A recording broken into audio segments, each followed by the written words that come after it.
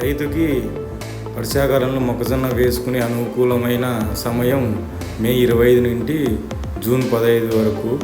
ఎందుకంటే రోహిణి కార్తీ ఈ నెలలో నుండి స్టార్ట్ అవుతుంది. ఈ రోహిణి కార్తీ స్టార్ట్ అయినాక మొక్కజొన్న వేసుకోవడం వల్ల అధిక దిగుబడులు సాధించుకోవచ్చు. అలాగే మనము అధిక దిగుబడులను సాధించే అనువైన రకమైన జీనెక్స్ పైలట్ అనే రకాన్ని వేసుకోవడం వల్ల మనకు అధిక దిగుబడి సాధించుకోవచ్చు. ఇది ఎకరాకు 45 నుండి 50 వరకు అవుతుంది.